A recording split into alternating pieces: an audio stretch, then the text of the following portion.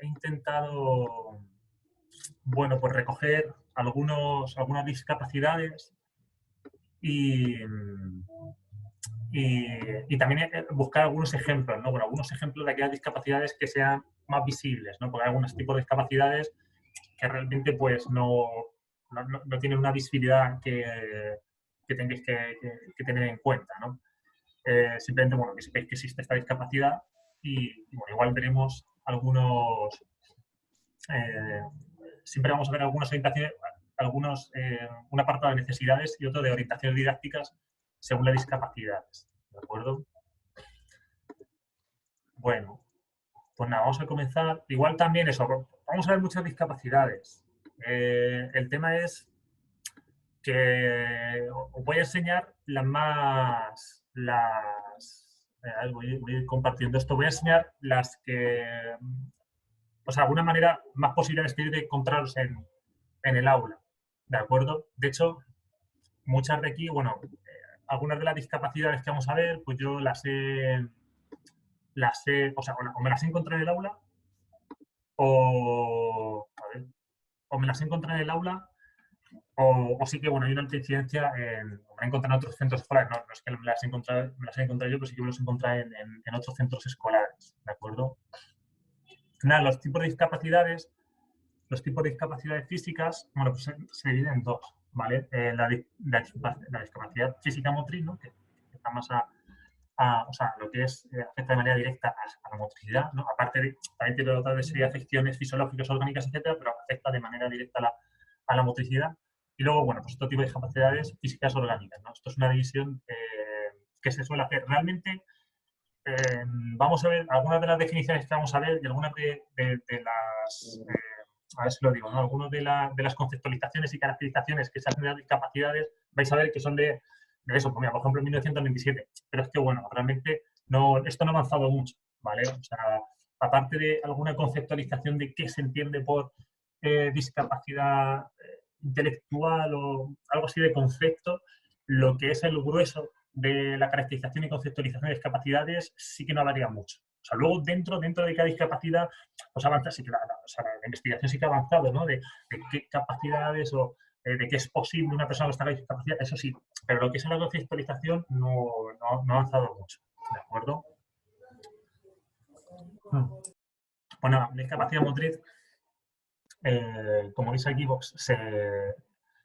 tiene que ver sobre todo con esa interacción de su capacidad motriz, ¿no? de ese aparato motor, y que tiene que ver con una deficiencia en el sistema nervioso central, en el muscular, en el óseo, o, bueno, pues una relación de los tres. De hecho, casi siempre, lo que nos vamos a encontrar pues es una tríada, ¿no? de problemas con los que nos encontramos, porque un problema lleva a otro y así, ¿no? De hecho, es una de las cosas que sí que vais a ver a lo largo de las diapositivas, y bueno, yo también lo dejaré claro, que muchas veces no es que nos vayamos a encontrar esta discapacidad en concreto, o sea, pues es sí, pero a lo mejor no es que no vayamos a encontrar esta discapacidad en concreto así delimitada, sino que nos vamos a encontrar pues ciertas características de estas discapacidades, ¿de acuerdo? Bueno, muy importante a la hora y esto sí que es una cosa que hay que tener en cuenta, ¿no? A la hora de hacer el diagnóstico de los estudiantes, que ya lo vimos, es ver en qué, o sea, cómo, o sea, ver en qué momento surge esta discapacidad, pues eso, si es una discapacidad que tiene que ver con causas genéticas, no sé si los genes han nacido con esta discapacidad, o sea, ha sido adquirida, bueno, fruto de algún accidente o alguna enfermedad, ¿no? Como ahora veremos, como la polio, por ejemplo, o algún accidente. La duración, ¿no? Si es temporal, si, bueno, claro, fijaos una cosa, nosotros podemos tener algún tipo de discapacidad momentánea, ¿no? Que te rompas una pierna o que te rompas un brazo, la clavícula, ¿no? Y un tiempo de vida, pues tener un tipo de discapacidad permanente que dure toda la vida, ¿no? Por lo general, las congénitas duran toda la vida, las adquiridas pueden ser temporales, son permanentes, ¿no? Y luego la evolución. Esto sí que es complicado y hay que tenerlo en cuenta. Ahora lo veremos. Hay algunas discapacidades que evolucionan muy mal y hay otras que sí que tienen un margen de mejora. ¿Vale? Sí que tienen un margen de mejora, lo veremos. Bueno, la espina bífida. Esta la verdad es que es una de estas discapacidades que no tienen mucha mejora, la verdad. De hecho, la calidad de vida de los sujetos, conforme van creciendo, eh, pues o se mantiene o suele descender, ¿vale? Eh, bueno, la espina bífida, bueno, aquí os pongo una serie de elementos, luego le podéis echar un vistazo, pero os la voy a explicar con los ejemplos, ¿vale? Aquí tenemos un ejemplo de espina bífida. Eh, eh, claro, a ver, bueno, el tubo neuronal que va por aquí, no sé si estáis viendo el cursor, vaya, vaya. Bueno, la espina bífida se produce por una apertura de las vértebras, de los arcos vertebrales, por una mala solidificación de esos arcos vertebrales. ¿Qué ocurre? Que, pues que eso, que o sea, se cierran mal las vértebras durante el periodo de gestación y entonces, pues, lo que es el tubo neural se rompe y entonces, pues, se- bueno, pues eso sale por esta abertura que se crea en las vértebras y se genera, pues, una protuberancia en la parte baja de la espalda, ¿no? Como estoy viendo ahí en el niño. Hay diferentes tipos de espina bífida. Está la espina bífida oculta. eh, bueno, básicamente estos son por niveles, o sea, oculta, meningocele y mielomeningocele, se puede decir que va de un nivel menor a mayor, ¿no? La espina oculta, pues, bueno, apenas no se ve, de hecho no se ve, habría que hacer un escáner, una tomografía para poder detectarla, bueno, se ve luego a la hora de que vemos que el chico pues tiene problemas en la movilidad, ¿no? Problemas al moverse, en el caso de la meningocele sí que se observa y la mielomeningocele pues también se la meningocele, bueno, igual se rompe el tubo neural y entonces aparece o sea, la protuberancia se llena de líquido cefalorraquídeo, que es el líquido que rodea el céfalo y la médula, pero no aparece, no salen las meninges, ¿no? Que es esto que hemos visto, esto amarillo que es parte del tubo neural, ¿no? Eso no sale, ¿no? En la protuberancia. Entonces, claro, al solamente salir líquido cefalorraquídeo y que no se salgan de igual manera las meninges, ahora lo veremos, bueno, de hecho vamos a ver aquí en esta foto, entonces hace que la discapacidad no sea tan grande, ¿vale? No, que la discapacidad no sea tan grande. En la mielomeningocele, pues efectivamente ya hay líquido cefalorraquídeo y parte del tubo neural, eh, parte de la información de los nervios pues aparece y entonces la discapacidad sí que es más grave. ¿Esto que afecta sobre todo? Claro, si os fijáis en el niño, lo que es la apertura de las caras siempre se produce básicamente a la misma altura, en la parte baja, ¿no? Por la, eh, ya, por la parte baja de las vértebras.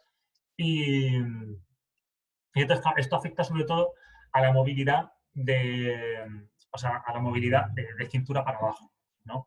Y bueno, luego sí que tiene también pues otros, bueno, pues según bueno, aparece otras patologías, pero sobre todo afecta a la movilidad, a la motricidad de cintura para abajo, ¿no? Que es, que, vamos, estos nervios son los que se encargan de llevar la información al tren inferior, ¿no? Y bueno, aquí lo vemos, ¿no? Y nada, la verdad es que la espina bífida sí que antes tenía una mayor, eh, sí que antes se daba más, ¿no? Esta espina bífida, sí que había un tanto por ciento de chavales que la sufrían, pero fíjate que la espina bífida se puede solventar de una manera muy fácil, y es que en los primeros 4 meses de embarazo, con que la madre tome calcio, tome un suplemento de calcio, que además es una cosa barata, ¿no? Es unas pastillas de calcio que te tomas una al día, y con que tomes ese suplemento se puede evitar esto, se puede evitar el que salga una espina bífida, o sea, que es algo que tiene, o sea, que se puede atajar y tiene fácil solución. Sí, un momento, chicos, un momento, chicos, no vayáis, un momento.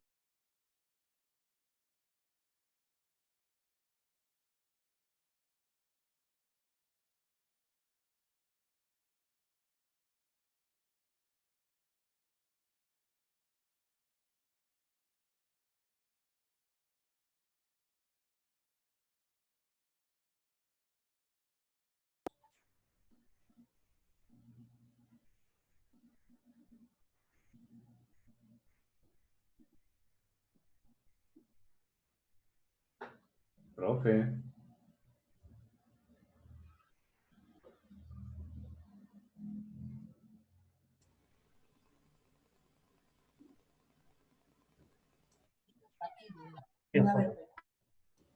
Que le espere. Vale. Chicos, disculpad que me acaban de decir que no es calcio, que no es calcio, que es eh, ácido fólico. Ácido fólico, Profe, disculpadme. disculpe que Déjenme. le moleste. No se escuchó la última parte porque se quedó congelada su imagen. Ah, sí, disculpad, nada. Solo escuché hasta donde decía meningócele, hasta ahí. Sí, mielomeningocele, sí. Eh, disculpad, nada, que es que me estaban diciendo por detrás que es que no es calcio lo que tienen que tomar las embarazadas en los primeros 4 meses de embarazo, sino es ácido fólico. Ácido fólico, disculpad. Bueno, enmiendo el error. Eh, esto es lo bueno de tener una compañera que enfermera, ¿no? Y que se encarga de estas cosas. Pero bueno, que para que veáis que eso, que es una forma, o sea, se puede evitar de una manera muy fácil, porque ya os digo, el ácido fólico pues, es muy barato, lo puedes aquí en las farmacias, pero claro, pues hay que dar este tratamiento, ¿no? Para que no surja. Y, y nada. Bueno, pues eso, la mielomeningocele, que es la parte más, o sea, el estado más grave, ¿no? De esta espina bífida, pues, bueno, pues puede dar una serie de, otra serie de patologías, como la parálisis, falta de sensibilidad en la musculatura, sobre todo por debajo del nivel de la lesión, ¿no? Y bueno, como veis ahí, pues eso, las parálisis son irreversibles, ¿vale? Ahora creo que tengo ahí un ejemplo, ahora vamos a ver un vídeo, ¿no? Malformaciones y deformaciones también, que no tienen que ver solo con la parte baja del cuerpo, con el tren inferior, sino también el tren superior, la altura de pecho, brazos, etc. Y en ocasiones, no siempre, pero en ocasiones sí que va unida a una hidrocefalia, ¿vale? Sí que va a un aumento del líquido cefalorraquídeo en el cerebro. Y bueno, pues esto sí que no ocurre siempre, la hidrocefalia, pero sí que tiene repercusión bueno, en el ámbito cognitivo y bueno, en el área del lenguaje, ¿no? La hidrocefalia, yo os digo, no es que vaya asociado siempre, de hecho, vamos a un ejemplo donde vais a ver personas con hidrocefalia, pero a veces ocurre, ¿vale? Y bueno, y efectivamente, pues también continencia de esfínteres vesica y anal, ¿vale? Bastante diferente, ¿no? Y bueno, pues hay diferentes grados, ¿no? de parálisis cerebral. Luego, aparte de haber diferentes grados de parálisis cerebral, eh, luego puedes tener parálisis cerebral, pero a lo mejor no tener todas las características de estos 3 tipos de parálisis, ¿vale? Esto sí, bueno, como pongo aquí, la parálisis es para toda la vida, ¿vale? Es para toda la vida y las capacidades cognitivas que puedas perder, las capacidades ahora motrices, no las recuperas. Puedes recuperar, eh, hay una recuperación a la hora de adquirir el lenguaje, sí que se ha visto que hay una mejora, ciertas capacidades físicas básicas, como por ejemplo eh, la elasticidad, por ejemplo, pues sí que las puedes desarrollar, pero es complicado, ¿eh? Es complicado. ¿Cuándo se puede aparecer cerebral? Pues antes del nacimiento, causas genéticas o, bueno, también se ha visto que algunos tipos de cosas como que los padres consuman drogas, alcohol, eh, algún tipo de traumatismo, ¿no? En el vientre materno, pues también puede causar esta parálisis cerebral. Eh, en el momento del parto, sobre todo, en el momento del parto, sobre todo, se da por la asfixia, ¿no? Bueno, anoxia o asfixia, ¿no? Es que no llega la sangre no llega la sangre al cerebro, ¿no? Porque a lo mejor el cordón umbilical estaba sujetando el cuello del niño o a la hora de sacarlo se tuvo que hacer fuerza el médico para poder sacarlo y entonces le produjo una presión en el cuello, en las vértebras, ¿no? Y no llegó la sangre al cerebro durante un corto espacio de tiempo y entonces, bueno, pues se produce esa falta de oxígeno, esa anoxia, esa falta de sangre al cerebro y también lo puede producir. Y luego postnatal, vaya, y luego postnatal, eh, sobre todo la parálisis cerebral, se ha causado por la meningitis. La meningitis es una enfermedad, es una infección Ya, bueno, incluso la meningitis te puede llevar a la muerte. Ya esto, no sé, no se da mucho. Yo vi un par de casos y bueno, y no acabó que el niño murió. A mala hermana de un amigo, una pena, macho. Pero no se suele dar, no se suele dar. Y también por traumatismos, también por traumatismos. El cerebro de los niños al principio no está del todo cerrado, entonces sí que hay que tener cuidado. A ver, no es que se te vaya a caer el niño y le vaya a tener parálisis cerebral, tiene que ser un traumatismo muy fuerte, ¿de acuerdo? Pero también se puede causar por esto. Nada, según la parte del cerebro la parte del cuerpo que está afectada, pues nos podemos encontrar estos tipos de parálisis cerebral, ¿no? Que tiene que ver o con una afectación parcial o con la afectación total de la extremidad. Bueno, monoplegia, monoparesia, diplegia, diparesia. Esto también nos vale, esta definición también nos vale a la hora de ver las amputaciones. No la voy a repetir, pero a la hora de ver las amputaciones, pues una amputación tiene que ver con una amputación o una pérdida del movimiento parcial, ¿no? En una extremidad, en dos extremidades, en las cuatro extremidades, o en las extremidades de un mismo lado, ¿no? Que hemiplegia o hemiparesia, ¿de acuerdo? Pero esto simplemente tiene que ver con, eso, pues, con la afectación o la pérdida total de movilidad de los miembros. Tres tipos de parálisis cerebral, ¿vale? Espástico, tetósico y atásico. La espástica es la más hardcore, ¿vale? Es la más fuerte. Ya os digo, complicaciones en el habla. De hecho, muchos chavales que tienen parálisis cerebral espástica no llegan a hablar, no se pueden mover por sí solos, tienen que ir en silla de ruedas y tienen problemas, pueden tener problemas, problemas a la hora de la respiración, problemas. Claro, porque se ve afectado sobre todo los músculos, ¿no? Entonces, tienen problemas de respiración en el corazón, el músculo del corazón también, que están dentro de la caja torácica. Pues todo este tipo de problemas, ¿no? Problemas pues a la hora de ir al servicio. La verdad es que ya os digo, es la más fuerte de todas. Vamos, de hecho, los niños tienen que ir en silla de ruedas, es que no se pueden mover por sí solos.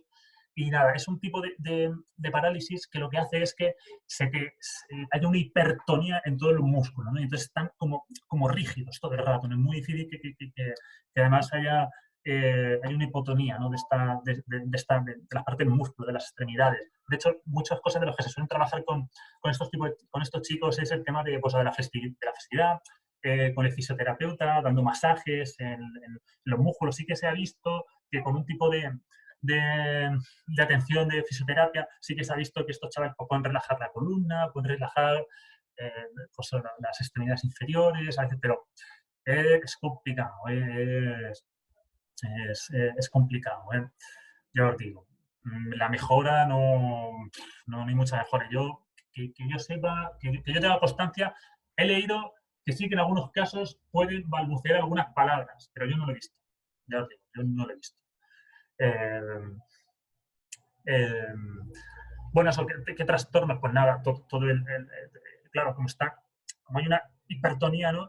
Y además están como rígidos en los músculos, pues hay pues eso, una extensión, ¿no? de los miembros inferiores, ¿no? Es una opción, los pies en puntilla, ¿no? Los pies están rectos.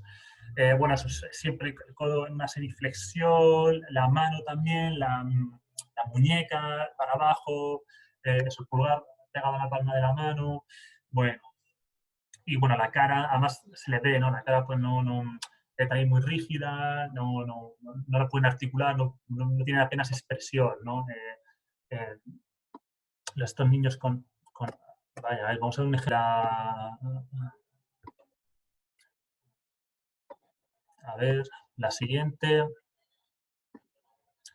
La tetóxica, bueno, pues es un poco más leve, es un poco más leve. Aquí ya lo que se produce ya no es tanto una hipertonía continua de las extremidades, ¿no? Sino aquí ya, bueno, será una hipotonía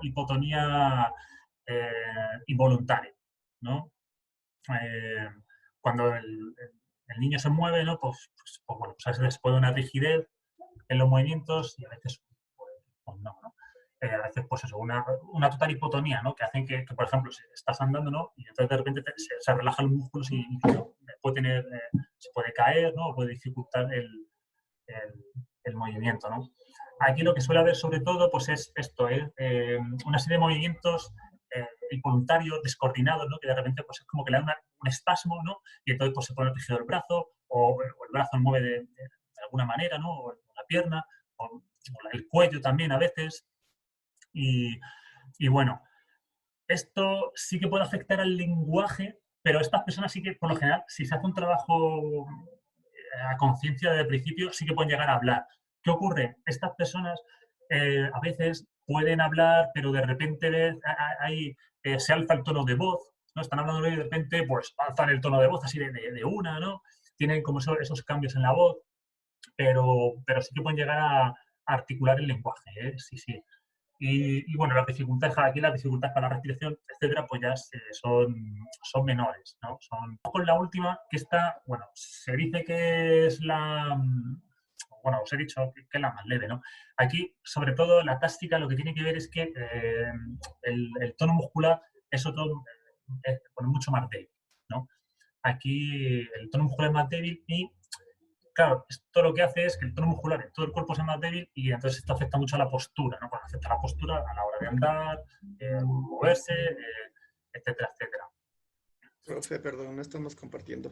Sí, nada, es que voy a poner ya el vídeo de una, porque para contaros yo no iba a poner el PowerPoint, o voy a poner ya el vídeo para que lo veamos y... Y entonces, claro, aquí el problema viene por el otro lado. No es que haya tanto una rigidez, sino hay una hipotonía y entonces, pues al haber esa hipotonía, pues... Entonces, pues eso, problemas al moverse, en la postura. Bueno, y como os decía, otras patologías que pueden ir asociadas, pues una hipertonía, hipotonía, bueno, la distonía, que es contracciones espasmódicas. A veces no tenemos a lo mejor no tenemos el cuadro completo, ¿no? De una de estas discapacidades y fijaos lo que decía el médico al principio, a veces es incluso complicado diagnosticarlas y entonces, bueno, pues a veces aparecen estas patologías. Yo tenía un profesor que no se me olvida en la vida, ¿no? Así como anécdota, ¿no? De esto. Yo tenía un profesor de filosofía que me acuerdo que llegó el primer día y bueno, se notaba claramente pues, que tenía algún tipo de discapacidad. De hecho, tenía el cuello muy rígido, las manos a veces las tenía muy rígidas, la espalda muy rígida y hablaba pues así, hablaba raro, ¿no? Pero bueno, hablaba raro, pero podía dar las clases, ¿no? Y me acuerdo que, bueno, pues lo primero que hicimos como estudiantes, ¿no? Jóvenes de 17 años que somos imbéciles, pues nos reímos de él. Pero fue maravilloso porque desde la primera clase el tío nos ganó, ¿no? O sea, daba la filosofía, o sea, de hecho se convirtió en el mejor profesor, porque además el tío nos contaba cosas guapísimas y sobre todo de filosofía, ¿no? Que nos encantaba. Y nada, y luego ya, bueno, cuando fui más mayor, hablando con él, ¿no? Y pues, siempre he tenido contacto con mis profesores y entonces nada, pues le comentó que estaba estudiando esto y entonces le dije, yo creo que tú tienes algo así. Y me dijo, sí, sí, pero él tiene algo raro, o sea, bueno, algo raro no, él tiene como algo espástico, pero solo pues eso, en el cuello, en la espalda, pero el resto de músculos los tiene, anda un poquito raro porque tiene la parte de los músculos también más rígida, pero no, o sea, no es una espástica completa, pero tampoco es una atetósica atáxica, ¿no? Bueno, pues ese era un ejemplo. Nada. A ver, enfermedades neuromusculares. Bueno, como su nombre indica, enfermedades que tienen que ver con el desarrollo de las neuronas, pero que afectan directamente a los músculos. Bueno, sobre todo se caracteriza por esta hipotonía degenerativa, ¿no? De la musculatura y esa pérdida de fuerza, deformaciones, ¿no? En las extremidades, tórax, etcétera, ¿no? Y bueno, por lo general, las enfermedades que tienen que ver con de tipo neuronal siempre son eh, de carácter genético, ¿no? De carácter genético. Y bueno, voy a presentar esta, ¿no? La distrofia muscular de Duchenne. Joder, está chunga, ¿eh? Está chunga porque además esto lo que hace es que además te lleva hacia la muerte directamente, ¿no? O sea, el niño tiene un crecimiento normal hasta los 5, 6, 7 años y luego pues poco a poco va degenerando, ¿no? O sea, va perdiendo, o sea, todo lo que ha ido ganando, todo lo que ha ido aprendiendo, pues o sea, todo lo que ha ido ganando, ¿no? Luego lo va perdiendo, ¿no? A partir de los 7, 8, 9 años, ¿no? Que que ya se pueden empezar a ver los síntomas hasta los 20-25 que ya pues, bueno, el cuerpo ya ha perdido muchas de sus capacidades, ¿no? Bueno, los músculos han perdido muchas de sus capacidades y nada, pues te lleva a la muerte. Te lleva a la muerte porque básicamente al final es que, claro, se te va, fijaos, esto lo que te hace es que se te van paralizando, o sea, vas perdiendo la movilidad de los músculos, sobre todo desde los pies hasta la cabeza, ¿no? Entonces, pues llega un momento en que te fallan los pulmones, te falla el corazón directamente y entonces pues no hay ningún vídeo, ¿no? Bueno, básicamente es una lesión neuronal, pues eso, en la parte anterior, ¿no? de la médula espinal. Y bueno, pues eso, se manifiesta, bueno, se da muy pronto, o sea, desde muy pequeños los niños ya se ve que no tienen pues un control de su cuerpo, sus extremidades, que no pueden gatear, pues eso, no pueden rodar, ¿no? Los niños pequeños que ruedan de un lado para otro, mueven la cabeza, eso, no pueden rodar, no pueden seguir con la cabeza diferentes objetos, o sea, se ve muy pronto que ya que tienes, pues eso, ¿no? Que tienes este problema, ¿no? Y nada, pues realmente pues te deja... Ah, espera, sí, vaya, me creía que no, pero sí que tengo aquí un vídeo. A ver, vamos a verlo. Bueno, realmente se parece un poco pues, a lo que te causa el Duchenne, ¿no? Que tienes una distonía, ¿no? Una hipotonía, que no controlas el movimiento, no controlas el cuerpo, tienes que usar silla de ruedas. Y, o sea, la patología es muy parecida, ¿no? Pero bueno, no, a diferencia de Duchenne, no va más. No hay una degeneración constante, ¿no? No hay una degeneración con a buen puerto, la verdad. Nada, vamos a ver ahora el tema de la polio, de la poliomielitis, de la polio. Supongo que algunos la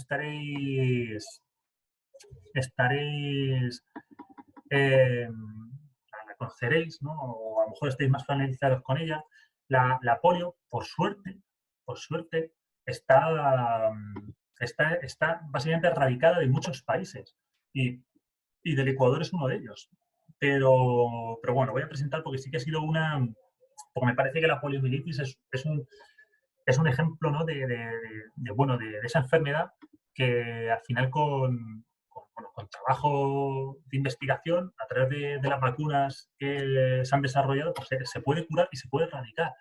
La polio creo que solamente está en algunos países como Afganistán, Turkmenistán, por Oriente Medio, pero por ejemplo creo que aquí en Ecuador, por ejemplo, creo que está totalmente erradicada. Nada, la polio bueno, pues, se contagia por un virus que además está en el aire, además se transmite por el aire, el virus, fíjate. Y nada, el virus lo que hace es, te compromete, te afecta al sistema nervioso central y sobre todo a los nervios, ¿no? Y entonces lo que hace, bueno, pues hay una degeneración de la motricidad, del movimiento, del cuerpo, a todos los niveles. Vamos a ver aquí. Bueno, la parálisis del plexo braquial, joder, la verdad es que es una discapacidad que yo siempre pienso que se puede evitar, pero es que a veces ocurre, ¿no? A veces ocurre. Y es, bueno, es la parálisis total o parcial de la parte de un miembro superior, como de un brazo, ¿no? De uno de los miembros superiores, brazo izquierdo o derecho, que lo que hace es que hay una afectación no solo del músculo, no solo de los tendones, ligamentos, etcétera, sino que hay una afectación del, a ver si lo digo, de las neuronas, vaya, de las conexiones neuronales entre el brazo y la espina dorsal. Bueno, ¿veis aquí si veis aquí el dibujo? Nada, esto es cuando el niño nace, entonces ocurre que cuando vas a sacar al niño del vientre de la madre, ¿no? Entonces, claro, si ejerces mucha presión en lo que es la parte del sobaco, ¿no? La parte, sí, vamos, la parte de los sobacos, ¿no? A sacar al niño, estiras de lo que son los brazos del niño, entonces puede haber una ruptura de esos nervios que van desde la espina dorsal, ¿no? hasta el brazo, ¿no? Entonces, claro, claro, hay diferentes, ¿no? Hay diferentes, o sea, hay diferentes grados, ¿no? Que se rompa del todo, que hay un estiramiento, ¿no? Como estoy viendo ahí, o que haya una ruptura en otros dos lados. Bueno, tanto la ruptura como el desprendimiento, ¿no? El primero sería desprendimiento, el último ruptura, realmente lo que hace es que pierdan la movilidad del brazo, ¿no? Y el estiramiento lo que hace es que haya un uso deficiente, ¿no? de este brazo. Por lo general se suele dar en un brazo, ¿vale? Se suele dar en uno de los brazos, ¿vale? Porque es al estirar, al salir del útero materno, pues se produce este problema, ¿no? Últimamente pues ya sí que hay maniobras, ¿no? Para sacar al niño, ¿no? Sin que se produzca esto, pero hay otras veces que, bueno, incluso para sacar al niño a veces se tiene que incluso partir la clavícula del niño para poder sacar al niño, ¿no? Porque no sale por el útero y claro, el niño no se puede quedar con la cabeza fuera del cuerpo dentro de la madre, ¿no? Pero bueno, aquí ya no sé, no he encontrado un vídeo. Y nada, bueno, lesiones medulares. Bueno, lesiones en la médula. ¿De acuerdo? Lesiones, lo que es la médula espinal. Y bueno, aquí pues, nos podemos encontrar diferentes causas, ¿no? Desde malformaciones congénitas, genéticas, etcétera. Algún tipo de enfermedad, como por ejemplo pues, la meningitis o por algún tipo de traumatismo que hayas tenido en la columna.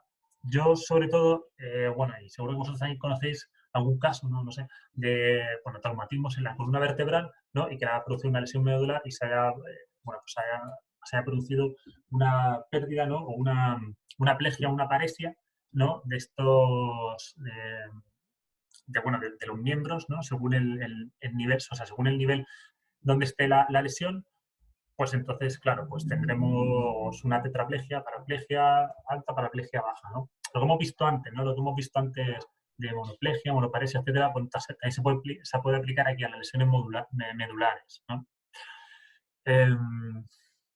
Bueno, pues las lesiones medulares son para siempre, o sea, si tienes una paraplegia y paresia, ya es para siempre. Y bueno, en ninguno de los dos casos hay una gran mejoría, ¿no? Si tienes una paresia, una disfunción del brazo, pues por lo general no puedes llamar porque, claro, o sea, tiene que ver con la médula, ¿no? O sea, tiene que ver con esas conexiones nerviosas del brazo. O sea, eso no hay una forma de... No, o sea, el diagnóstico no es muy bueno. Y si has perdido esa movilidad, pues ya digo, no se puede recuperar. De momento, ¿no? De momento.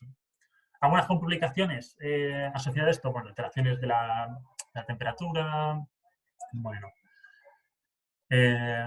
sobre todo úlceras por presión, ¿no? Claro, hay una falta de movilidad, necesitas, por ejemplo, a las personas que van en silla de ruedas, bueno, pues esto es una cosa que sí que tienen que tener en cuenta, ¿no? Bueno, úlceras que incluso se pueden convertir en un foco de infección, ¿no? Infecciones del tracto urinario, ¿no? Si la discapacidad, pues según donde se produzca, ¿no? Claro, si no tienes movilidad en la parte inferior, pues tienes problemas también a la hora de la micción.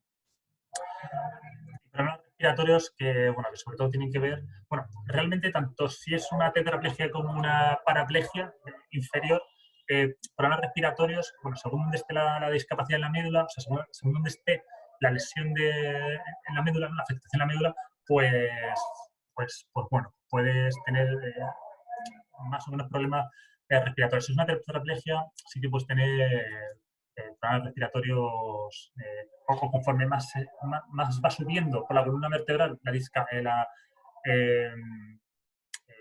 la causa, ¿no? de esta discapacidad, pues entonces el problema respiratorio es mayor, ¿de acuerdo? Bueno, trastornos digestivos, igual. Tromboflebitis, la circulación sanguínea va mucho más lenta. Claro, sobre todo en las zonas paralizadas. Esto es una cosa que cada vez se da menos porque hay unos tipos de calcetines, sobre todo las personas que tienen que son parapléjicos, sí que hay unos tipos de calcetines que favorecen la circulación. No sé si estaréis alguien familiarizado con eso, pero bueno, fíjate qué cosa, ¿no? Con un calcetín pues puede hacer que esa circulación sanguínea circule mejor, ¿de acuerdo? Y, bueno, pues fracturas óseas, efectivamente, ¿no? Que van asociadas, ¿no? a esos problemas. Bueno, contracturas musculares, anquilosis, ¿no? Una rigidez, ¿no? En las articulaciones, bueno, que pueden, pues, evitarse a través de movilizaciones pasivas, etc. Una osificación, claro, en algunos casos, pero bueno, no es lo normal. Y bueno, hay una espasticidad, ¿no? Que en algún momento pues haya pues eso, haya unos movimientos reflejos, ¿no? En donde se pongan rígidos los músculos, ¿de acuerdo? Bueno, sobre todo ante estímulos de estrés, frío, algún golpe o, bueno, algún estrés producido por un sonido, etcétera, etcétera. Con lo anterior, pues está el tema de las amputaciones, ¿vale? Porque también de alguna manera la amputación, bueno, pues bueno, a ver, la amputación es la pérdida total de, bueno, de una extremidad, bueno, total, o toda la extremidad o parte de la extremidad, pero que sí que de alguna manera compromete la funcionalidad de esa extremidad, ¿de acuerdo? O sea, si tienes si tienen que hacer una amputación a nivel de rodilla, bueno, pues ya la extremidad está comprometida, ¿no? La funcionalidad está comprometida. Bueno, congénita, bueno, esto alguna vez sí que o sea, sí que se da, ¿no? Que de alguna manera, pues, de manera, o sea, en el nacimiento, por cuestiones genéticas, pues nazcas sin uno de los miembros, ¿no? Sin uno de los miembros, o a veces que nazcas con algún tipo de, por ejemplo, que te falte en una mano, que te falte algún tipo de alguna falange, etcétera, ¿no? Pues, también serán casos de esto, ¿no? Bueno, amelia, ausencia total de una extremidad, menomelia, ausencia parcial, ¿de acuerdo? Esto es un poco como más técnico, ¿no? Menomelia terminal, afecta a zonas distales, intercarga focomelia a la zona central del miembro, ¿no? Bueno, vamos a ver... bueno, sí, la amputación postraumática, ¿no? Producida por algún accidente de tráfico, por algún tipo de tumor, o bueno, vasculares. Estas no se suelen dar mucho, ni se suelen dar sobre en personas adultas, que, bueno, pues con la falta de circulación, ¿no? de la sangre. Esto, ya os digo que esto se va corrigiendo poco a poco. Sí que las vasculares ya, a no ser que se asocie a algo, el tema de la discapacidad. Bueno, traumatismo craneoencefálico, traumatismo craneal, ¿vale? Que está asociado, pues, a un golpe fuerte en la masa craneal bueno, que nos deja una serie de secuelas. Realmente el traumatismo craneoencefálico no se puede relacionar a varias patologías, ¿vale? Puede dejarte secuelas motrices o no, o te puede dejar solamente secuelas cognitivas, pero a lo mejor las motrices están intactas. Claro, esto tiene que ver con la zona del cerebro que sea afectada, bueno, también con la falta de riego al cerebro o la falta de riego sanguíneo a ciertas partes del cerebro, ¿no? Que es lo que hace también que se vean afectadas, ¿no? Esta parte del cerebro. Y entonces, bueno, realmente el diagnóstico es muy variado, ¿no? El de traumatismo craneoencefálico. Entonces, claro, aquí esto es un ejemplo, ¿no? de tener un traumatismo craneoencefálico, claro, nos puede llevar, pues, a discapacidades que a lo mejor o sea, no hay un mapa, ¿no? No hay un mapa de qué patologías puedes tener con un traumatismo craneoencefálico, pero pueden aparecer varias, ¿de acuerdo? Y realmente esto lo podemos ver en educación física o no. Porque igual si alguien tiene una falta de falta en las capacidades cognitivas, hay una deficiencia en las capacidades cognitivas, pero a lo mejor la capacidad motriz pues, está intacta, ¿no? Y a lo mejor no es, en este caso, lo que es el desarrollo, ¿no? de la actividad física, pues a lo mejor no tiene por qué ser deficiente, no se tiene por qué ver comprometido, ¿no? Pero bueno, igual, aunque tenga una deficiencia cognitiva, pues también de alguna manera te afecta, ¿no? En las clases de educación física. Bueno, nada, hasta aquí las discapacidades, ¿no? que quería ver con vosotros. Hay más, hay más, pero bueno, pues hemos visto pues, algo, ¿no? Hemos visto algunas, que yo creo que son pues eso, o las que más se pueden dar, o de alguna manera creo que era interesante conocerlas. También hay otras relacionadas con la degeneración neuromuscular. Está el síndrome de, joder, no me acuerdo, Cass-Wallis, no me acuerdo. Bueno, hay otros tipos de síndromes, también asociados, por ejemplo, a la degeneración neuromuscular, que por ejemplo no los hemos visto, ¿vale? Porque sí que se dan en menos, hay una menor incidencia, ¿no? de esos casos y bueno, no los podemos ver todos, ¿de acuerdo? Nada, vamos a ver en un momentito, bueno, qué dificultades, necesidades pueden presentar estas personas con este tipo de discapacidad motriz, ¿vale? Vamos a comentar algunas, ¿vale? Aquí las he puesto todas, luego las vais a tener, pues hecho un vistazo, pero bueno, vamos a comentarlas así por encima. Y nada, pues eso, ¿qué necesidades? Pues una práctica física continuada, control de peso corporal, como habéis visto, ¿no? Sobre todo si te quedas en silla de ruedas o eso, si se ve reducida tu movilidad, pues de peso corporal, pues sedentarismo, el uso de, pues, de silla de ruedas, el uso de bastones, sí, bueno, de bastones o de muletas, ¿no? Que se llaman también, pues eso. Bueno, pues algunas dificultades o patologías, que ponen algunos déficits derivados, ¿no? De esto, que, de eso, por ejemplo, de la lesión muscular, ¿no? Poca sensibilidad, problema circulatorio, bueno, ya los hemos visto, respiratorios, trastorno digestivo, etcétera, etcétera. Bueno, eso, pues hay que tener cuidado con el no, esta está con, esa la tenía repetida, disculpa. Pues falta de control de esfínteres, bueno, tanto la lesión medular, espina bífida, bueno, posible pérdida de motricidad con la edad, como por ejemplo la distrofia muscular, bueno, ya lo habéis visto, ¿no? El niño este que tenía que andar con el exoesqueleto. Bueno, esto sí que es importante, el tema del esquema, o sea, por un lado el tema del esquema corporal, o sea, hay una deficiencia del esquema corporal, ¿no? De esa interiorización de tu esquema corporal, ¿no? Bueno, pues está claro que hay una deficiencia, ¿no? Y luego, por otro lado, el tema de aceptar la propia imagen, sobre todo cuando llegan a determinadas edades, 12, 13, 14, 15, 16 años, ¿no? Pues que te vas dando cuenta, y sobre todo, fíjate, sobre todo cuando no hay una discapacidad cognitiva, y entonces, por alguna manera, tu cerebro se entera de todo, o sea, te enteras de todo, ¿no? Y entonces, pues ahí, fíjate, pues los trastornos que puede haber de comportamiento, etcétera, asociados pues, a una imagen pobre de ti mismo, ¿no? Y siempre surgen preguntas, ¿por qué me tiene que pasar esto a mí? ¿Por qué me ocurre a mí? ¿No? Y la verdad es que si la edad, joder, digo, si la adolescencia es una etapa difícil, pues con una discapacidad pues es también difícil, ¿no? O sea, fijaos aquí el trabajo de la escuela, pero también de la familia, ¿no? Para poder, bueno, pues intentar salir de manera adecuada, ¿no? De estos problemas que pueden surgir. Bueno, problemas, bueno, en general, problemas de equilibrio, sobre todo en las personas con algún tipo de amputación.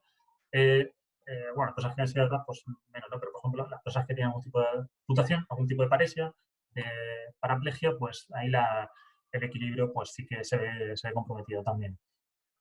El ajuste postural, las alteraciones posturales, deformaciones en las articulaciones, en los tendones, bueno, pues esto pues, se suele dar. No se fija siempre, pero se puede dar, ¿no? Posibles dificultades en la respiración, bueno, necesidad de control tónico y de relajación.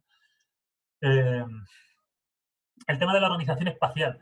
Claro, esto, os acordáis lo que decíamos, ¿no? El tema de, con cualquier discapacidad, yo creo que el tema de tener el espacio de la clase de educación física organizado, delimitado, creo que es muy bueno, ¿no? Porque además siempre falla esa, bueno, igual que falla ese autoconcepto que tenemos del cuerpo, pues igual, ¿no? O sea, nuestro autoconcepto del cuerpo, ¿no?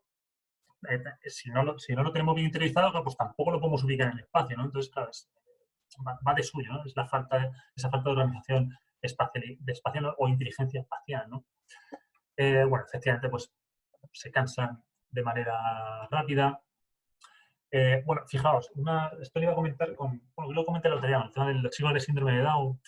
Por ejemplo, el tema de la natación es una actividad física que, sobre todo las personas que tienen alguna patología del corazón, ¿no? Alguna cardiopatía, bueno, en general a todas las personas que tienen discapacidad, pero también a las personas que tienen algún tipo de patología, ¿no? Del corazón, le viene muy bien el tema de la natación, ¿Por qué? Porque el tema de la natación se ha visto que permite muy bien regular la regulación de la temperatura, la regulación la regulación de la circulación sanguínea. ¿Vale? Se ha visto que es muy bueno. Y, por ejemplo, pues, con enfermedad o con otro tipo de personas, ¿no?, que tengan un tipo de discapacidad, pues es un ejercicio que, bueno, muy aconsejable. Bueno, eso, necesidad de potenciar desplazamientos, sobre todo estas habilidades motrices básicas, ¿no? Ya habíamos visto una chica que tenía parálisis cerebral, ¿no? Pues siempre, en la medida de lo posible, intentar ese desarrollo de la motricidad básica, ¿no?, en la medida de lo posible, ¿no? Pues, saltos, giros, ¿no?, de aquella manera, elasticidad, carrera, trote, bueno, y bueno, incluso cuando se pueden necesitar algún tipo de ayuda técnica, ¿no?, o ayuda de algún compañero, o etcétera. Y eso, dificultad para expresarse, bueno, claro, pues lo de antes, ¿no?, la falta de autoimagen, ¿no?, de esa imagen corporal, ¿no?, pues también te conlleva, pues, una mala expresión corporal, ¿no? Y luego también, por el tema de discapacidad, que no sepan expresar bien sus sentimientos, o que no sepan, porque por la propia discapacidad no lo pueden expresar, ¿no?, como en el caso de la parálisis cerebral espástica, ¿no? Problemas en la comunicación, bueno, ya hemos comentado algunos, ¿no? Pues según el tipo de discapacidad o no hay comunicación, o la comunicación es deficiente, ¿no?, como por ejemplo en la parálisis cerebral, o la comunicación puede estar bien, con la atrofia muscular, por ejemplo. De cualquier manera es algo que siempre hay que vigilar y siempre hay que intentar, pues que la comunicación, o sea, más que sea fluida, pero sí que hay una comunicación que de alguna manera sea repetitiva, ¿no? Por ejemplo, vamos a poner las cosas en la pizarra, todo lo que vamos a ver lo vamos a poner en la pizarra, vamos a ponerlo, sí hay una pizarra, ¿no?, en el aula, ¿no? Pues ya lo ideal, ¿no? Vamos a hacer esta actividad, vamos a poner los pasos en la pizarra, lo vas a ir siguiendo, o intentar hacer actividades que vayan, pues, de una dificultad básica, ¿no?, y que lo que vayan aprendiendo en la actividad sea propedéutico, ¿no?, que me lleve a la otra actividad, ¿no?, a la otra capacidad, a la otra habilidad que tengo que desarrollar. Bueno, ten en cuenta, pues, que puede haber estudiantes que necesitan alguna ayuda física, o por ejemplo, pues, a la silla de ruedas, ¿no?, para su movilidad. Bueno, algunas orientaciones, necesidad de no llegar a algunas orientaciones, ¿no? Orientaciones didácticas, pistas, ¿no?, a la hora de tener en cuenta, pues a la hora pues de diseñar de diseñar las clases, ¿no?, o de realizar estas adaptaciones individualizadas. Eh, pues orientación, ¿no?, en dónde nos tenemos que fijar o poner el foco, ¿de acuerdo? Bueno, pues por ahí estimular la deambulación, si hay deambulación, ¿no?, si hay una motricidad básica, priorizar, pues, esa aceptación del cuerpo, bueno, que esto se puede hacer, como pone ahí, ¿no?, a través del ajuste postural, la respiración, el equilibrio, el control de los músculos, ¿no?, de la tensión de los músculos, de la relajación, etcétera, etcétera. O sea, a través de trabajar esto, pues se puede ir tomando conciencia del propio cuerpo e ir aceptando poco a poco el propio cuerpo. Igual, ya os digo que siempre hay un momento de crisis, ¿no?, en la adolescencia, pero bueno, también depende cómo lo trabajemos. O sea, también las crisis que se desarrollan en la adolescencia, ¿no?, la autoimagen, ¿no?, corporal, pues también tiene que ver con el entorno, ¿no? O sea, también tiene que ver con el entorno, ¿no?, qué es lo que valoramos dentro del entorno, de qué manera tan motivado dentro de tu entorno, tanto en la escuela como como en en la familia, etcétera. Luego veremos la semana, no, la semana que viene, no, mañana. Mañana veremos algunos casos, por ejemplo, de bulimia o anorexia. Claro, fijaos la anorexia. La anorexia, ¿por qué se produce? La anorexia se produce, pues claramente por intentar alcanzar una imagen que de alguna manera la sociedad te ha dicho que es la adecuada, ¿no? Pues aquí es lo mismo, ¿no? O sea, según la imagen que proyectemos como sociedad, pues entonces, claro, esos niños van a intentar, los adolescentes van a intentar, ¿no?, adaptar a esa imagen, ¿no? Y bueno, pues ahí por ahí vienen las crisis también. Eso, bueno, programa de actividad física preventiva, claro. Bueno, sí, claro, preventivo. Esto es lo ideal, ¿no? Antes de que se produzca el problema, atajarlo. Pero bueno, podemos prevenir algunas cosas, ¿no? Podemos prevenir algunas cosas. Y desde el aula de educación física algunas cosas, por ejemplo, el peso corporal. Bueno, podemos hacer estos controles de peso corporal, etcétera, podemos dar indicaciones de cómo llevar una buena alimentación, pero bueno, también esto pues depende de la familia, ¿no? Igual, bueno, sí, lo ideal sería una actividad física preventiva, pero ya habéis visto que tenemos cosas que no se pueden prevenir, ¿no? Como algunas de discapacidades degenerativas. En el caso en la medida de lo posible, claro, pues a una actividad física, una intervención temprana preventiva, claro, eso además es una de las cosas que se persigue, ¿no? Y eso, bueno, pues potenciar habilidades motrices que favorezcan la autonomía. Bueno, claramente, según el tipo de discapacidad, pero bueno, si toda la educación tiene que dirigirse hacia la autonomía del estudiante, cuando tenemos un estudiante con discapacidad, pues más aún, ¿no? Más aún, sobre todo, ¿no?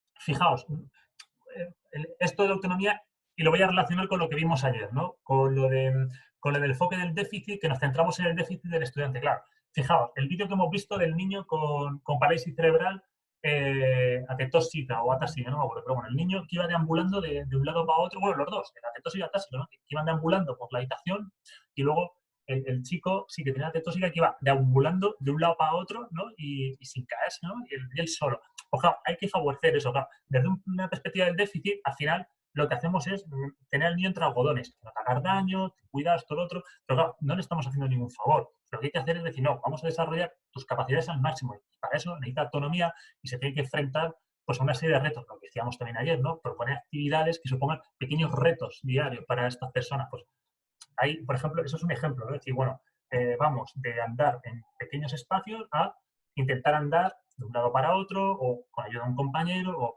etcétera, ¿de acuerdo? O sea, también para relacionarlo, ¿no? Con lo que vimos ayer y para ver cómo se, por favor, desarrolla esta autonomía. Bueno, también es muy importante, fijaos, estimular la capacidad de expresión y comunicación corporal. Esto sí que es una cosa que también se le pone el foco.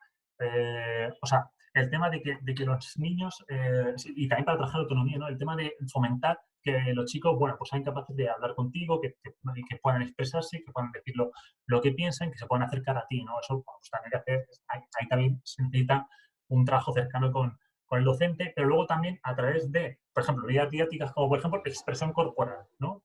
Que es uno de los elementos del currículum. Pues hay trabajar también o incidir, por ejemplo, en esa parte. Fijaos que la expresión corporal puede ir desde microteatros o cualquier cosita, ¿no? Que a lo mejor incluso facilita la integración, ¿no?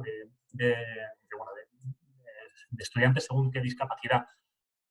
Bueno, sobre el espacio, bueno, delimitar el espacio, ya lo hemos señalado. Bueno, y sobre todo, pues el terreno liso, claro. Si tenemos un terreno con piedras, con baches, pues las personas con discapacidad pues la van a tener peor, ¿no? Para movilizarse que si es un terreno liso. Bueno, material, bueno, pues bastones, andadores, bueno, en la medida de lo posible, ¿no? Esto sería lo ideal, ¿no? Pero bueno.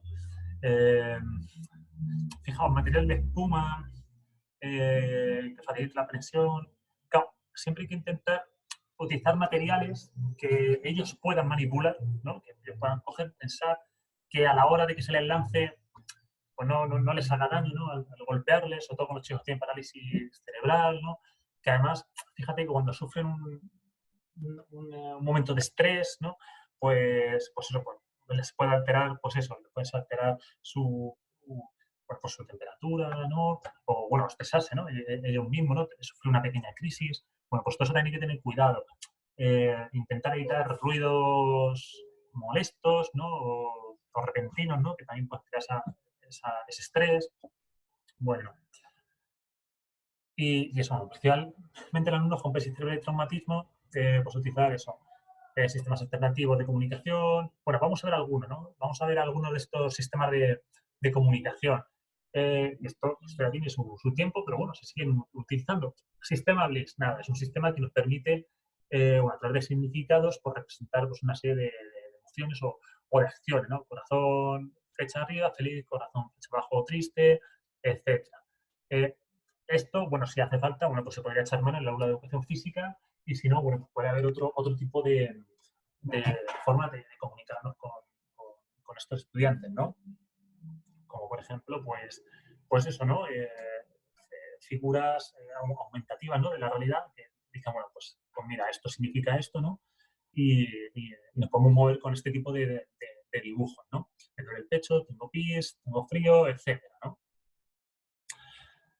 Bueno, o directamente con sistemas pictográficos, no pictográficos, simplemente con elementos que señalen cosas de la realidad, ¿no? De donde tú te estás moviendo, o con alfabetos con sílabas, ¿no? En los casos más extremos, bueno, esto sí lo se utiliza sobre todo con personas con autismo, ¿no? Personas con, bueno, con una parálisis cerebral, como hemos visto, espástica grave, etc. Y nada, eso, evitar pues, choques, fricciones, momentos en los que se puedan estresar, momentos que puedan suponer a lo mejor un trauma dentro del aula, ¿no? A la hora de enfrentarse con algún alumno, ¿no? Que haya tenido un golpe con algún alumno o algo así. Intentar evitar eso, ¿no? De la medida de lo posible. Bueno, el tema del alumno colaborador. Pues igual, ¿no? En la medida de lo posible sí que sería interesante, ¿no? Pues ese alumno colaborador, ese alumno de apoyo, ese alumno que bueno, pues de alguna manera, a lo mejor no hace falta que esté todo el rato con este compañero que tiene la discapacidad, pero sí que de alguna manera en determinadas actividades pues pueda ser este apoyo, ¿no? Hombre, lo suyo, claro, esto ya también depende de cómo nos organicemos, la clase, las adaptaciones, etcétera. Lo suyo sería pues, desarrollar actividades de todo tipo, ¿no? Donde esté este alumno colaborador o actividades donde pues todos los estudiantes puedan realizar una actividad en conjunto, ¿no? Y que de alguna manera todos sean apoyo, ¿no? De este estudiante. Bueno, se me está ocurriendo el aprendizaje, se me están ocurriendo técnicas de actividades del aprendizaje cooperativo, por ejemplo, se me está ocurriendo, ¿vale? Y bueno, el tema de los hábitos higiénicos también es un tema muy peleagudo, ¿no? Porque, bueno, algunos de estos estudiantes, por su discapacidad, pues sí que pueden tener problemas a la hora de cuidar su higiene, ¿no? Tanto porque tenga una discapacidad que le haya afectado a la condición, ¿no? Y a ese sentimiento de vergüenza, ¿no? Con el resto, como que, bueno, que con su propia discapacidad, pues no le permite a lo mejor, o de repente surgen momentos, pues eso, ¿no? Donde no puede cuidar la higiene, ¿no? De manera adecuada. Entonces, pues también es bueno siempre tener esto siempre presente, ¿no? De hecho, cuando estuvimos trabajando algunos días con chavales con síndrome de Down, que jugaban al tenis, me acuerdo que siempre, fijaos, es muy curioso, porque me acuerdo que siempre nos decían eso, que teníamos que estar en los vestuarios vigilando, bueno, pues eso, ¿no? Esos hábitos de higiene, ¿no? Hay que lavarse las manos, después de jugar hay que ducharse, etcétera, etcétera. Y también, fijaos qué cosa más curiosa, ¿no? Nos decían que tenemos que tener cuidado con los chavales con síndrome de Down, porque en esas edades, pues tienen o sea, a ver cómo lo digo, o sea, lo que es la necesidad sexual está muy a flor de piel, tanto con chicos como con chicas, ¿no? Entonces nos decían que también tenemos que tener cuidado porque, bueno, que se había dado algún caso de que los chicos en el vestuario, pues eso no podéis imaginar, ¿no? Que hayan practicado el acto sexual, que eso es una cosa que sinceramente no tenía ni idea, o sea, no tenía ni idea. Y me enteré en la práctica, digo, esto no me lo habéis contado en la clase. O sea, y me tengo que enterar así, ¿no? Fue una cosa, no tenía ni idea, ¿no? De esa cosa, ¿no? Bueno, pues cuidar los hábitos higiénicos en todos los sentidos. Bueno, en el caso de la parálisis cerebral, bueno, pues evitar ruidos, sensaciones bruscas, insistir sobre todo, pues eso, como hemos visto, en los movimientos de relajación, eh, pues eso, de relajación, de estiramientos, coordinación de los miembros, flexibilidad, etcétera. La fatiga muscular, claro, como hay una hipertonía, hay una rigidez, que además esa rigidez pues, afecta tanto a las articulaciones, ¿no? A los huesos también, pues claro, se cansan más rápido, ¿no? Se cansan más rápido, entonces necesitan una mayor recuperación. Y bueno, pues eso, bueno, una falta de sincronía, ¿no? También a veces por la simetría corporal, que también pues, hay que trabajarla. Esta falta de asimetría conlleva una falta de sincronía, pero también conlleva la falta de equilibrio, ¿no? Como hemos visto antes, ¿no? Esta simetría corporal. No solamente las personas con amputaciones, ¿no? Bueno, las distrofias musculares, pues eso, mantener o retardar, bueno, la medida de lo posible, ¿no? La pérdida de la fuerza muscular, aunque, bueno, al final, por ejemplo, la atrofia muscular es que la pierde, o sea, la pierde y ya no, o sea, ya no va más, pero ya la pierde y es que tampoco se recupera, ¿no? La fuerza muscular. Bueno, por una actividad de flexibilidad, prevenir contracturas, claro. Eso, promover la deambulación, realizar la función respiratoria, el tema de los ejercicios posturales. Bueno. Y eso, por ejemplo, evitar el cansancio, pues, por ejemplo, en la distrofia muscular Duchenne. Bueno, en todas, ¿no? Hay que evitar, pues, ese cansancio, ¿no? La artritis crónica, bueno, evitar sobrecargas. Bueno, la artritis, me estaba refiriendo no a la artritis crónica, me estaba refiriendo a la distrofia, a la atrofia muscular. Evitar sobrecargas, las articulaciones, procurar actividades suaves, ¿no? Como ya hemos visto al chico cómo se movía. Intentar eso, pues ejercicios de fuerza, resistencia, con el fin de reducir la atrofia muscular, pero bueno, ya hemos visto que no lo puedo decir, y se aconseja actividades isométricas, ¿no? Igual, lo hemos visto antes. Para amputaciones, pues sobre todo el tema del equilibrio, ¿no? El tema de trabajar el centro de gravedad, ¿no? Cuando tienes una amputación, el centro de gravedad pues, se ve distorsionado y entonces pues, sí que hay que hacer un trabajo en ese equilibrio, de la postura, ¿no? De ese ajuste postural. Bueno, lo que pongo aquí, ¿no? Que dado el avance en el diseño de las prótesis, según la amputación, pues la integración puede ser casi plena, ¿no? Bueno, por ejemplo, sí que integración plena o casi plena, por ejemplo, una persona que tenga una amputación de una mano, pues sí que casi tiene una integración plena, ¿no? Casi para cualquier deporte, ¿no? Ahora mismo que recuerde, no, o sea, lo que recuerdo sí que hay una integración, una inclusión bastante plena, ¿no? En el caso de como la chica está, bueno, pues sí que puede haber una integración, pero habrá que ver qué adaptaciones se realizan, ¿no? Por ejemplo, la chica esta que hemos visto, pues sí, está trabajando ella sola y efectivamente, pues ahí pues sí, ¿no? Incluso, fíjate, al deportista de alto rendimiento, pero por otro tipo de actividades, pues habría que ver cómo se desenvuelve, ¿no? Bueno, escenas merulares, eso, los usuarios de ruedas, potenciar máximo los brazos y tronco, ¿no? Contra el peso, igual, prestar atención a la resistencia cardiorrespiratoria, muy importante también, muy importante. También igual estas personas pues, tienen un déficit de termorregulación y hay que tener cuidado con estos cambios de temperatura. Y bueno, igual, enfatizar flexibilidad, ajuste postural. Bueno, si os dais cuenta, bueno, mira, ya, hemos terminado. Hemos terminado. Bueno, si os dais cuenta, pues se repiten un poquito, ¿no? O sea, se repiten un poco, pero bueno, sí que también quería verlas un poco, os las quería organizar por separado para que las tuvierais, ¿vale? Para que las tuvierais aquí y luego, bueno, pues las podéis diferenciar, ¿no? Aunque sí es verdad que se repiten un poquito, ¿no? Haciendo las orientaciones y tal. Así que nada, bueno, nada, ya hemos terminado.